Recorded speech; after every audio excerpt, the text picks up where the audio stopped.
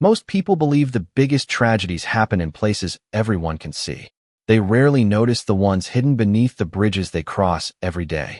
Rain drummed steadily against the rusted steel beams stretching over the Blackwater Canal, each drop ringing softly across weathered metal like distant chimes.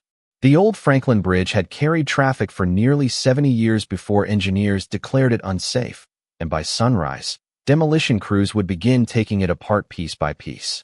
Temporary floodlights cast pale white circles across cracked concrete, while orange warning barriers shimmered beneath the wet pavement. Ethan Brooks pulled the hood of his faded work jacket a little tighter as he stepped over a broken expansion joint, his heavy work boots splashing through shallow puddles collecting along the inspection path. At 34, he had spent more years repairing bridges than most people spent noticing them. Steel, concrete, cables, rust, and gravity all followed rules. People rarely did. His flashlight swept slowly beneath the bridge supports, illuminating peeling paint, twisted rebar, forgotten shopping carts, and the quiet evidence of lives that had briefly occupied forgotten places. The city slept only a few blocks away, its skyline glowing gold beyond the rain, but under the bridge everything felt strangely detached from time.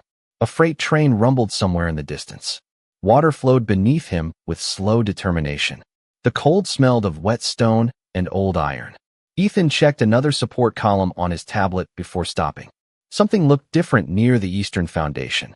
At first he assumed it was another pile of discarded blankets left behind by someone seeking shelter from the storm. Then the shape shifted ever so slightly. He lowered the flashlight. Curled against the concrete wall, wrapped inside a threadbare gray blanket that looked far too thin for the chilly night, a young woman slept with her knees drawn close to her chest. Long silver hair spilled across the damp fabric beneath her. One arm rested protectively over an old canvas backpack whose faded straps had been repaired more than once.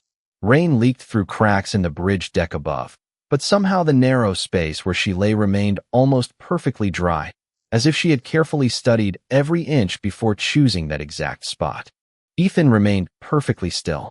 Construction sites occasionally attracted people searching for shelter, but something about her presence felt different. Not dramatic, just quietly out of place. Her skin carried a soft blue tint unlike anything he had ever seen outside documentaries about newly contacted extraterrestrial civilizations. Under the pale work lights, it almost seemed to reflect the rain instead of absorbing it.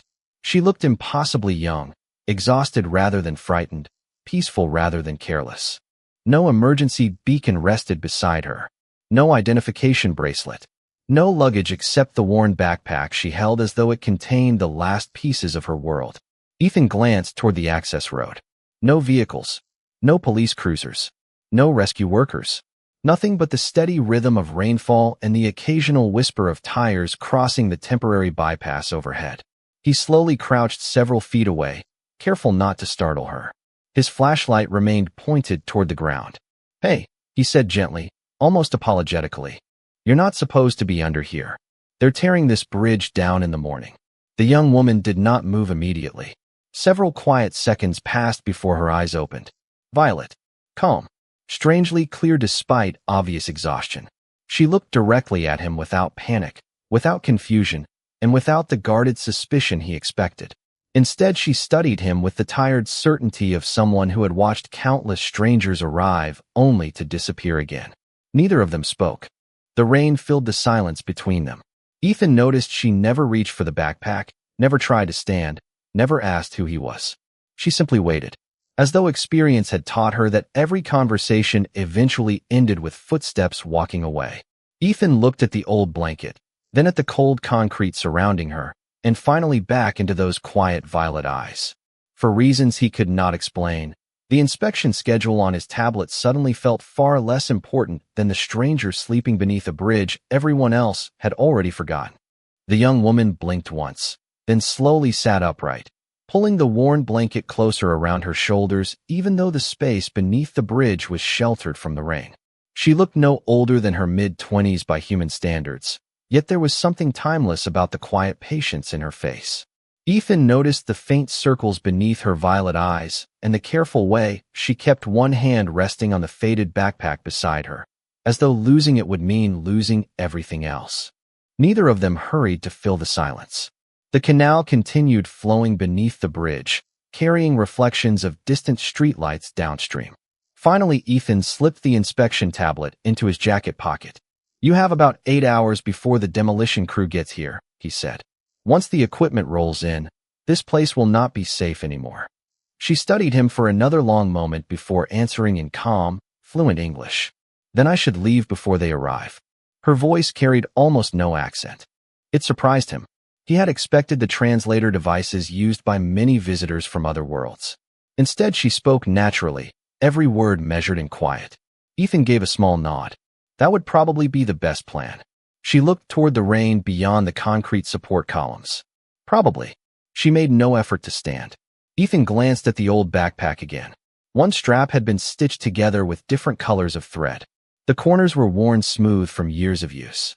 Whatever she owned seemed to fit inside it. "Have you eaten tonight?" he asked. She hesitated just long enough to answer the question without speaking. Ethan reached into the side pocket of his work bag and pulled out a sealed turkey sandwich, a bottle of water, and a fresh apple he had packed before leaving home. He placed them on the dry concrete between them instead of handing them directly to her. "I skipped dinner anyway," he said, even though that was not true. "You should not waste your food," she replied softly. "It is not a waste." She looked down at the simple meal as though it were something unusually valuable. People usually expect something in return. Ethan almost smiled. "I am a bridge inspector." She frowned slightly. "Is that supposed to explain it?" "Not really." He shrugged. "I just spend my days fixing things that other people forget about." For the first time, the corner of her mouth moved ever so slightly. It was not quite a smile, but it was close enough to remind him that exhaustion had not erased her humanity. She carefully opened the sandwich wrapper, taking small, deliberate bites instead of eating quickly. Every movement suggested someone determined not to appear desperate, even if she truly was. Ethan looked away to give her privacy, pretending to inspect another support beam with his flashlight. After several quiet minutes, she spoke again. "Thank you." He nodded without turning. "You are welcome." Rain continued tapping softly against the steel overhead. Somewhere beyond the bridge, a clock tower chimed 1 in the morning. Ethan checked his watch. There was still another hour of inspection work waiting before he could head back to the maintenance office. He looked toward the narrow access road leading to the temporary construction trailers. "There is a heated equipment container about 200 feet from here," he said. "Nobody uses it overnight. It has electricity, dry floors, and an old coffee machine that barely works." She lowered the sandwich. "Why are you telling me this?" "Because it is warmer than concrete." She searched his face carefully, almost as though she expected to discover the hidden condition behind his kindness. Finding none seemed to confuse her more than any lie could have. She tightened her fingers around the bottle of water. "You do not know who I am." Ethan picked up his flashlight and adjusted the beam toward the next inspection marker. "No," he answered honestly. "I only know that nobody should have to spend a rainy night under a bridge when there is a warmer place a short walk away." For several seconds, she remained perfectly still. Then she quietly picked up the old backpack, folded the threadbare blanket with surprising care, and stood beside him without saying another word. The equipment container sat beyond a chain-link security fence near the western staging area, where tomorrow's demolition crew would begin dismantling the aging bridge. Portable floodlights washed the gravel lot in pale white light, making the rain look like countless silver threads drifting through the darkness. Ethan unlocked the steel door with his employee badge and stepped aside. Warm air carrying the familiar scent of coffee, motor oil, and damp work gloves drifted outside. The young woman paused at the entrance. Her eyes quietly explored the small room before she crossed the threshold. There was nothing luxurious about it. A folding table, 2 metal chairs, shelves lined with safety helmets, reflective vests, engineering blueprints, and a humming space heater that rattled every few minutes. Yet compared to the cold concrete beneath the bridge, it felt almost comfortable. Ethan switched on another light. The fluorescent bulbs buzzed softly overhead. He poured a cup of hot chocolate from a vending machine that somehow worked better than the old coffee maker and placed it beside the chair closest to the heater. She looked at the steaming cup for several seconds before wrapping both hands around it. The warmth seemed to surprise her. Neither of them rushed to speak. Outside, the rain continued striking the roof, with steady determination. Ethan finished updating his inspection report while she quietly watched the droplets slide down the narrow window facing the canal. Nearly 20 minutes passed before she finally broke the silence. "You never asked my name." Ethan looked up from his tablet. "You look tired enough without answering questions." She lowered her eyes toward the cup. "Most people ask immediately. Most people are curious. You are not." He considered the question carefully. "I am. I just figure people tell their names when they are ready." She remained silent again, studying the rising steam instead of him. A notification chimed from Ethan's tablet. He glanced down automatically. Weather alert. Heavy rain expected through 6 a.m. Demolition delay possible. He dismissed the message and leaned back in the folding chair.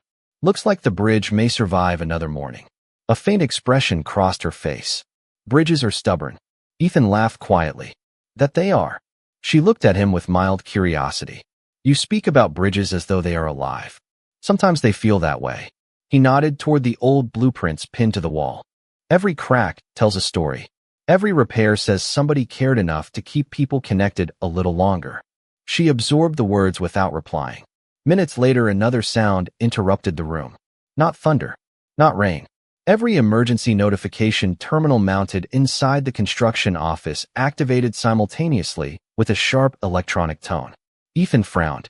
That system almost never broadcast anything overnight. The nearest wall-mounted screen flickered to life.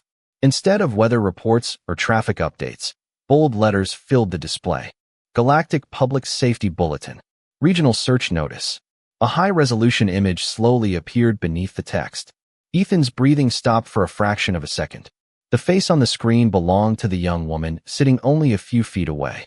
The photograph showed her wearing formal attire beneath bright ceremonial lights, her silver hair carefully arranged instead of rain-soaked, her posture calm and dignified. Across the bottom of the announcement, another line appeared. If located, contact authorized diplomatic officials immediately. Do not attempt private transport. Additional response teams have been deployed. Ethan slowly turned toward her. She had not looked surprised. She simply closed her eyes for a brief moment, as though she had been expecting this exact message all along.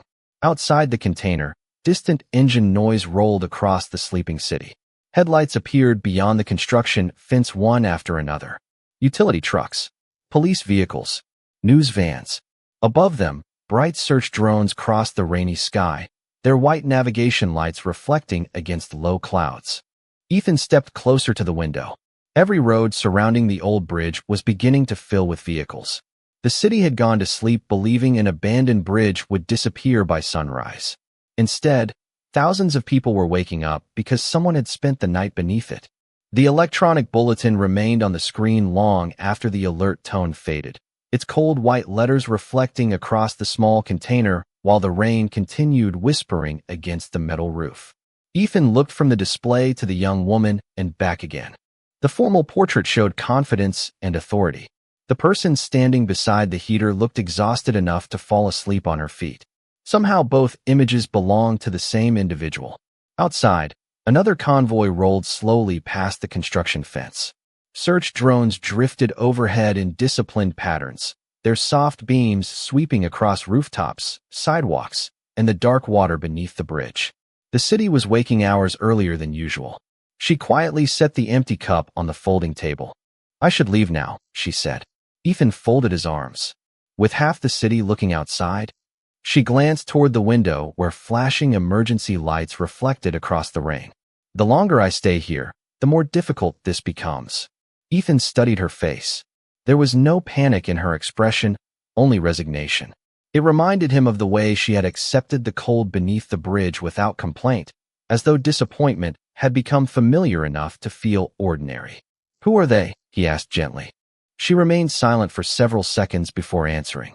"People who believe finding me will solve their problems." "Will it?" A faint, almost invisible smile crossed her face. "No." Another notification appeared on the wall monitor. Search operations expanded to industrial district and waterfront corridors. Ethan looked toward the map flashing beside the message. Every highlighted search zone slowly tightened around the bridge. The construction site sat almost exactly in the center. "You expected this," he said quietly. She nodded once. I knew they would eventually realize where I disappeared. Why hide beneath an old bridge? Her eyes drifted toward the rain outside. Because nobody looks closely at forgotten places. The answer lingered between them. Ethan thought about every inspection he had performed during the past decade. People noticed bridges only when they collapsed. Until then, they simply drove across without thinking. Perhaps forgotten places and forgotten people shared more than anyone admitted. The sound of tires crunching across wet gravel echoed outside the container. Two construction supervisors stepped from a pickup truck carrying clipboards beneath their jackets as they hurried toward the temporary office across the yard. Ethan instinctively switched off the wall monitor before they reached the building. The room felt noticeably quieter. She watched him carefully. You did not have to do that. Neither did they have to broadcast your face in every building. She lowered her gaze. You still do not know my name. Ethan leaned lightly against the steel table. That is still your decision. The silence that followed felt different from the earlier ones. Less guarded. More thoughtful. Finally, she inhaled slowly. Lyra. He repeated it softly, almost to himself. Lyra. She nodded. That is the only thing I have left that nobody managed to erase. Ethan looked at her with quiet confusion. Erase. She brushed an invisible speck of dust from the old backpack resting beside the chair. Records disappear. Access disappears. Employment disappears. Homes disappear. If enough systems decide you do not exist, eventually people stop questioning it. Ethan frowned. That cannot happen. It already did. There was no bitterness in her voice. Only simple fact.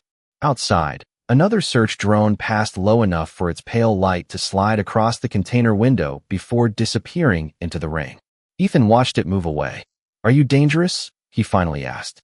Lyra met his eyes without hesitation. Only to people who are afraid of the truth. The words were spoken so quietly they almost vanished beneath the steady rhythm of falling rain, yet they settled in Ethan's mind with unexpected weight. For reasons he could not explain, he believed her completely. Somewhere beyond the construction yard, church bells announced 6 o'clock. Dawn was arriving behind thick gray clouds, and with it came the uncomfortable realization that the city was no longer searching for a stranger. It was slowly closing in on the only place where she had been treated like an ordinary person. And morning settled over the waterfront without ever becoming bright. Thick clouds covered the skyline, turning the city into layers of gray steel and pale glass, while rain continued falling in a slow, steady rhythm. The search activity outside only grew larger. More vehicles arrived. Portable command stations unfolded beside the closed streets. News helicopters circled high enough to remain hidden above the clouds, their distant engines blending with the sound of traffic being diverted around the industrial district. Ethan watched quietly through the narrow container window before turning back toward Lyra. She had not moved from the chair. The old backpack remained at her feet. It looked strangely insignificant compared to everything happening beyond the fence. You should probably leave before your coworkers start asking questions, she said. Ethan glanced toward his reflective safety vest hanging beside the door. They already assume I have been inside finishing paperwork. Eventually, they will stop assuming. Eventually. He smiled faintly. Construction projects survive because everyone believes somebody else already checked everything. For the first time since he had met her, Lyra gave a genuine smile. It lasted only a moment before fading again, but it changed her entire face. She suddenly looked less like someone running from the world and more like someone remembering she once belonged in it. Ethan noticed immediately. There it is, he said. She tilted her head slightly. What? Proof you still know how to smile. She lowered her eyes. I had almost forgotten. The words settled heavily between them. Ethan opened a nearby cabinet and removed a clean gray hoodie left behind months earlier by another worker. It was too large for her, but dry and warm. He placed it on the table beside the backpack. The rain is not stopping anytime soon. She looked at the folded sweatshirt without touching it. You keep giving me things. Mostly coffee and borrowed clothing. It is still more kindness than I expected. Ethan shrugged. People helped me when I was younger. Seems wasteful not to pass it along. She studied him with quiet curiosity. Was someone searching for you? He looked toward the rain beyond the window. No, that was the problem. She waited. My father worked road maintenance, Ethan continued. Long hours. My mother passed away when I was 12. Most people saw a quiet kid and assumed everything was fine because I never complained. He smiled without much humor. One high school shop teacher noticed I stayed after class because I did not want to go home to an empty house. He never made a speech, never asked uncomfortable questions. He simply handed me old woodworking projects to finish, gave me somewhere warm to be. Lyra listened without interrupting. You never forgot him, she said. No, Ethan shook his head.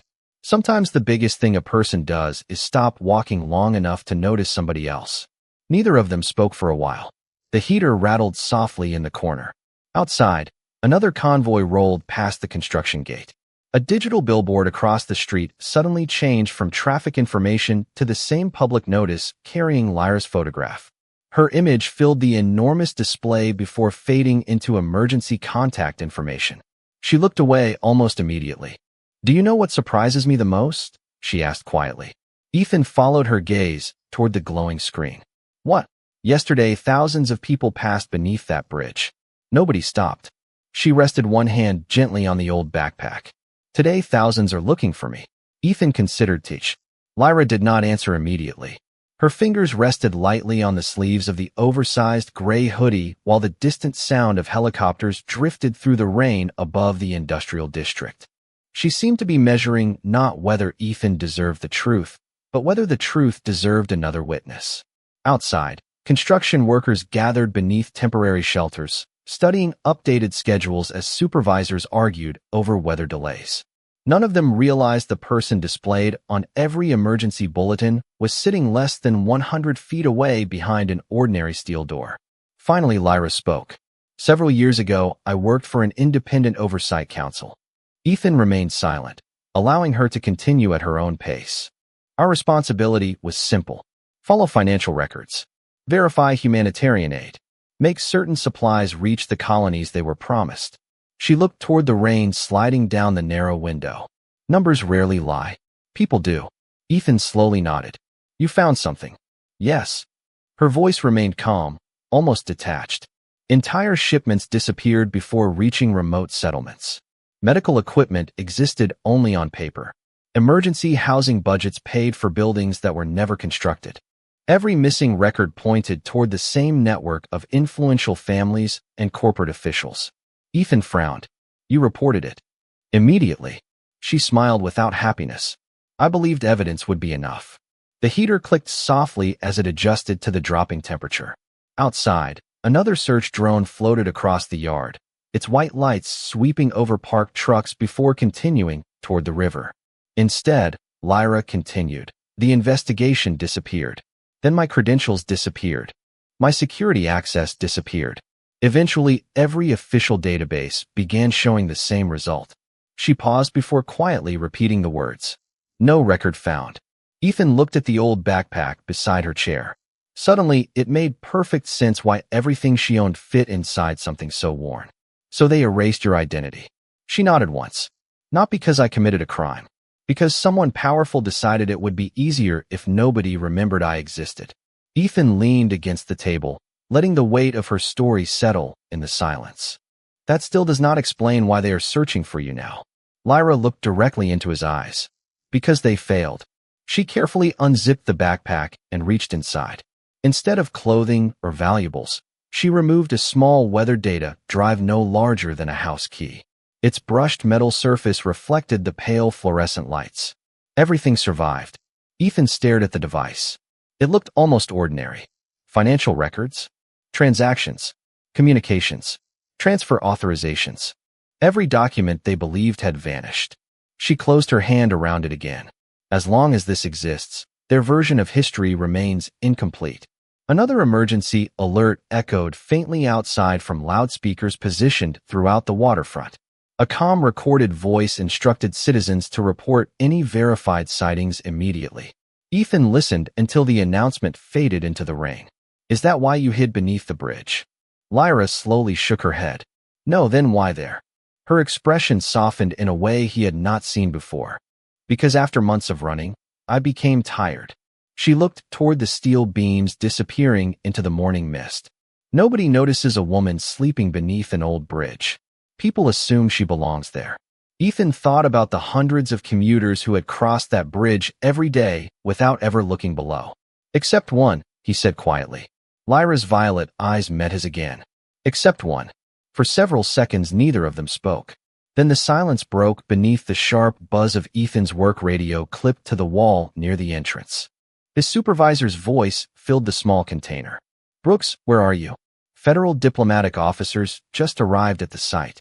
They want to speak with everyone who worked the overnight inspection." Ethan looked toward the closed door. Lyra did not ask him to hide her.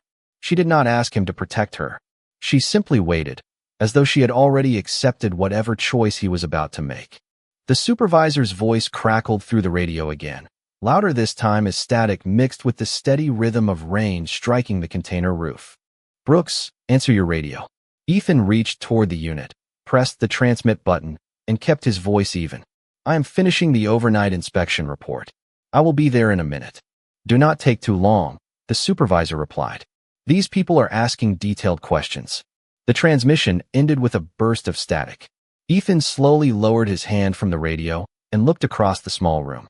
Lyra remained seated beside the folding table, the weathered data drive resting quietly in her palm. She did not appear frightened. She looked resigned, as though she had rehearsed this moment countless times in her mind. "You should go," she said softly. "If you stay here, they will begin wondering why." Ethan nodded once. "Probably." She looked toward the closed steel door. "You can tell them you found nobody beneath the bridge." "That would not be true. It would protect you." Ethan leaned against the edge of the table and folded his arms. "I am not worried about me." She studied him carefully. "You should be."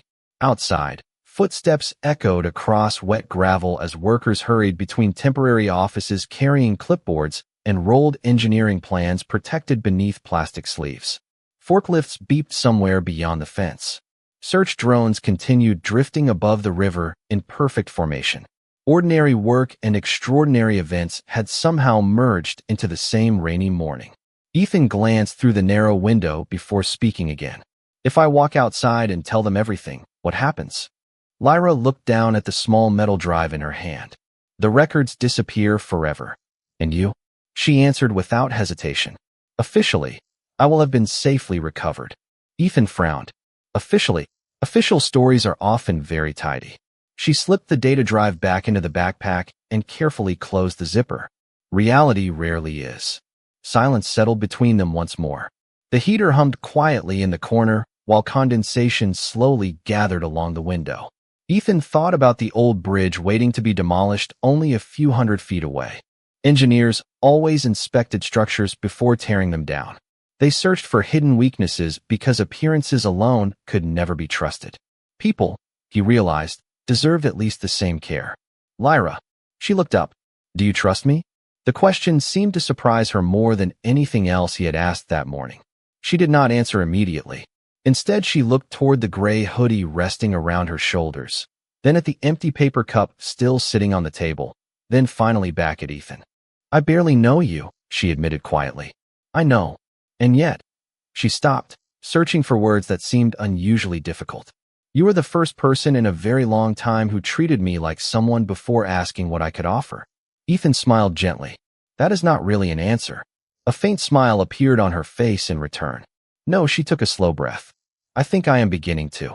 Before Ethan could respond, heavy footsteps approached outside the container. They were measured, unhurried, and purposeful. A shadow crossed the frosted window beside the door. Someone stopped directly outside. A polite knock echoed through the steel wall. Not loud, not threatening, just deliberate. Then a calm, unfamiliar voice spoke from the other side. "Good morning. Federal Diplomatic Recovery Service. We would appreciate a few minutes of your time, Mr. Brooks." Ethan looked toward the door, but did not move. Lyra remained perfectly still, her violet eyes meeting his across the small room. No words passed between them. None were necessary. For the first time since finding her beneath the forgotten bridge, the next choice would not belong to circumstances. It would belong entirely to him. The polite knock came again, followed by patient silence. Whoever stood outside seemed completely confident that the door would eventually open. Ethan drew a slow breath and looked once more at Lyra. She neither pleaded nor protested. She simply rested one hand on the worn backpack. accepting that the decision now belonged to someone else. Ethan reached for the handle, paused, then quietly spoke without taking his eyes off her. Whatever happens next, nobody gets to decide your story without you. A faint shimmer appeared in her violet eyes. It was not fear. It was disbelief. As though she had forgotten people were still capable of making promises with nothing to gain. Ethan opened the steel door. Cold morning air immediately swept inside, carrying the scent of rain, wet asphalt, and fresh concrete. Standing outside were 3 visitors dressed in dark charcoal coats instead of military uniforms. Small silver insignias rested on their collars. Professional. Calm. Their expressions revealed nothing beyond careful courtesy. The oldest among them offered a polite nod. Mr. Brooks, thank you for your cooperation. We understand you conducted the overnight inspection beneath the Franklin Bridge. That is correct. Did you encounter anything unusual? Ethan looked toward the bridge in the distance. Demolition crews continued preparing equipment while search drones traced quiet circles overhead. Hundreds of people moved through the construction zone, each focused on a different task. None realizing the answer to the question stood only a few feet behind the steel wall. Ethan turned back to the visitors. I found structural damage exactly where the report says I found it. The official held his gaze for several seconds. Nothing else. Nothing that affected the bridge. The man studied him carefully before giving a small nod. If you remember anything later, we would appreciate your assistance. Of course.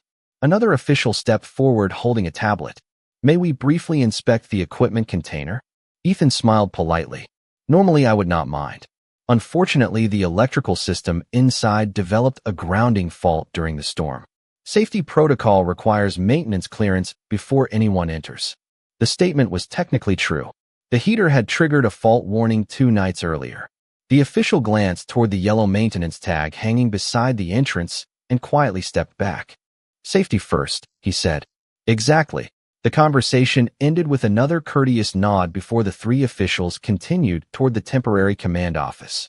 Ethan remained standing in the rain until they disappeared among the growing crowd. Only then did he release the breath he had been holding. He stepped back inside and closed the door. Lyra looked at him without speaking. Finally, she whispered, "You lied." Ethan shook his head gently. "I answered the question they asked." She stared at him for a long moment before something unexpected happened. A quiet laugh escaped her. Soft, genuine, almost surprised by its own existence. "You really are impossible," she said. Ethan shrugged. "Engineers spend their lives solving problems everyone else says cannot be solved." She wiped away a single raindrop that had fallen from his jacket onto the table. "You just changed everything." Ethan looked toward the backpack resting beside her chair. "Not yet." He pointed toward the small data drive hidden inside. "That is what changes everything." Lyra slowly unzipped the bag once more and placed the metal drive into his hand. Its cool surface felt unexpectedly heavy despite weighing almost nothing. "If they find me," she said quietly, "they can silence one person. They cannot silence the truth if someone else carries it." Ethan closed his fingers around the drive. Outside, the rain finally began to ease. Thin rays of morning sunlight slipped through the heavy clouds for the first time, touching the old bridge with pale gold light just moments before the demolition crews prepared to take it apart. Ethan looked through the window at the weathered steel stretching across the canal. Strange, he thought. The bridge had connected 2 sides of the city for decades. Yet the most important connection it had ever made happened beneath it, on the very day everyone believed its story was about to end. The old bridge stood quietly beneath a clearing sky as demolition crews prepared their equipment with practiced precision. Steel cables tightened. Warning lights flashed. Workers moved through final safety checks without realizing history was about to shift in a way no engineering report could ever record. Inside the equipment container, Ethan slipped the small data drive into the hidden pocket of his weathered work jacket. He looked at Lyra, who watched him with calm uncertainty. "There is a public communications hub 2 blocks east," he said. "Construction companies use it to transmit structural surveys to state archives. Once something is uploaded through that network, dozens of mirrored servers automatically create backup copies." Lyra understood immediately. "They cannot erase every copy." Ethan smiled. "Exactly." Minutes later, they stepped into the cool morning air. The rain had stopped completely. Water still clung to the steel beams overhead, falling one drop at a time into the canal below. Around them, the search operation continued with growing intensity, but everyone remained focused on roads, checkpoints, and official briefings. Nobody paid attention to a bridge inspector wearing a reflective vest or the quiet young woman walking several steps behind him with the hood of a gray sweatshirt pulled low. Sometimes ordinary people were the easiest to overlook. They reached the communications terminal without interruption. Ethan connected the data drive, selected the emergency infrastructure archive, and began the transfer. A simple progress bar appeared on the screen. 5%, 15%, 40%. Lyra watched silently. Once this finishes, she whispered, nothing will ever be the same. Ethan kept his eyes on the display. Maybe it is time. The upload reached 100%. For a brief moment, nothing happened. Then public information screens across the city flickered. News broadcasts interrupted themselves. Financial records, correspondence, shipping manifests, and years of hidden documentation began appearing simultaneously across authenticated public archives throughout multiple planetary networks. Somewhere beyond the waterfront, emergency sirens changed tone. Search drones stopped moving in coordinated patterns. Communication channels erupted with confused voices. The city had awakened searching for one missing woman. Now it was searching for answers. Ethan disconnected the empty drive and quietly placed it in a nearby recycling container. Its purpose had ended. Lyra looked toward the brightening skyline, where sunlight finally broke through the clouds. You could lose your job. Ethan shrugged gently. Bridges can be rebuilt. She lowered her gaze. Your reputation. That too. Why? He thought for a moment before answering.